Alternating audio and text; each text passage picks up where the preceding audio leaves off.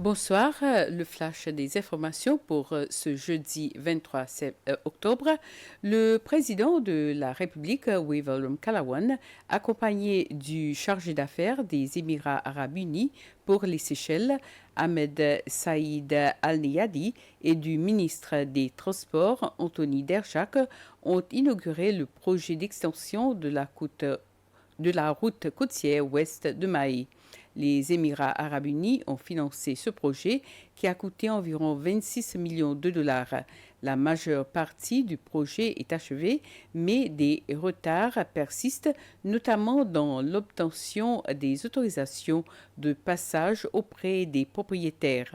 Le projet débute au carrefour d'Answalo et de Montant-Imposé et s'étend jusqu'à l'église anglicane d'Anse-Royal le long de la côte.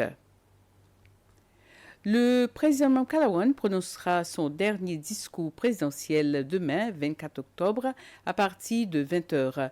Le président Kalawan prononcera ce discours annonçant la fin de son mandat le samedi 25 octobre. Ce discours sera diffusé en direct sur SBC 1 et Radio CCL.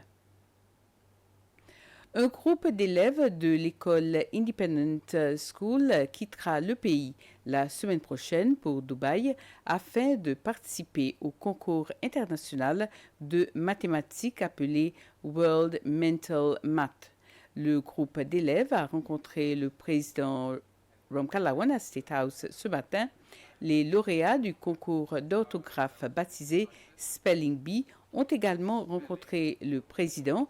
Le concours d'orthographe Spelling Bee est un concours annuel destiné aux écoles primaires auquel Karen Madeleine, responsable des études au ministère de l'Éducation, aide les élèves à apprendre l'anglais. Les élèves qui se rendent à Dubaï participent pour la 3e fois à ce concours mondial de mathématiques. Le gouvernement sortant a exprimé le souhait que la nouvelle administration maintienne le projet de réaménagement visant la construction de 28 unités de logement destinées aux habitants du district des Mamelles sur un terrain situé à Plaisance. Le ministre du Logement et des Terres, Billy Rangasamy, accompagné des responsables de l'Agence des infrastructures, a récemment effectué une visite du site connu sous le nom d'un tôle en face de la boutique Mohan afin d'évaluer les préparatifs pour le lancement du projet. Il s'agit d'un des projets que le ministre Billy Rangasamy tenait tout particulièrement quand il a pris la responsabilité de son ministère en 2020. C'est un projet qu'il avait déjà travaillé sur son concept quand il travaillait au ministère dans les années 90.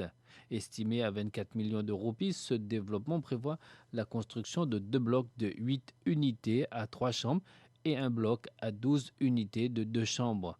Selon le ministre Rangasamy, ce projet répond à une demande croissante de logement dans la région et il espère que la nouvelle administration poursuivra dans la même direction afin d'améliorer les conditions de vie des familles concernées. Il a expliqué que le gouvernement séchellois possédait une petite partie du terrain en question et que de nombreuses négociations avaient dû être entreprises pour trouver une solution finale. L'objectif, c'est d'éliminer les habitations qui ne sont pas dans de bonnes conditions et de les remplacer, notamment dans la ville, a dit le ministre Rangasamy. Ainsi termine ce flash. Merci de l'avoir suivi. Passez une soirée agréable.